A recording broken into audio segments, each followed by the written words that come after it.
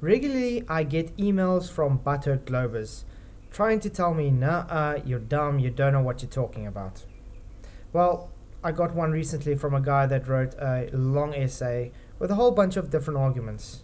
I decided, hang on, let's do a series on this, argument for argument, and see who the ignorant one really is. Sit back and enjoy.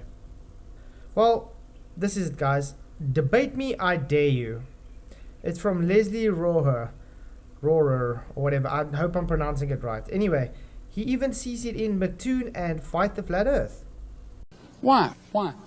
Why? Why? Why? Why? Okay, where should I start? Yeah, where should I start? Look at this long essay, guys. This is like insane. Anyway, I was thinking we can do it piece for piece. So every rebuttal he brings up, kind of argument, I will rebut it in a video format. So it's a series kind of thing. So we'll start off with this part.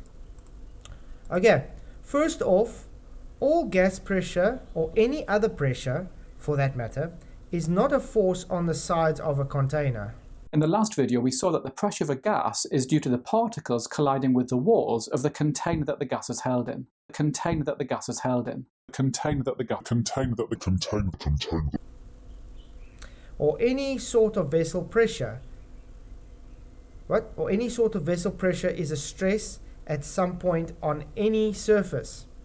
It can be some sort of container, of course, and often is. But a container is not a requirement. Without the balloon, these air particles aren't going to be striking anything. Therefore, there is no pressure. Without the balloon, these air particles aren't going to be striking anything. Therefore, there is no pressure. Without the balloon, these air particles aren't going to be striking anything. Therefore, there is no pressure. Therefore, there is no pressure. Therefore, there is no pressure.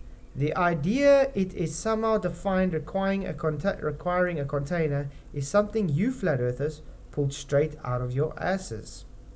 Now you could build a barometer if you wanted to. All you do is take some gas, trap it in a container. And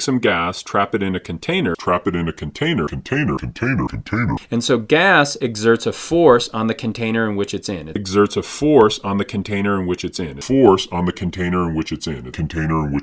Around, and so that force over the given area is equal to the pressure. How much force is that gas exerting on the surface of the container?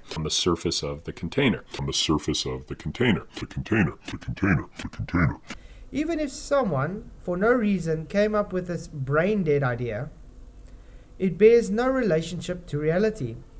All definitions are completely arbitrary, and the fact this goofy definition is suggested means nothing.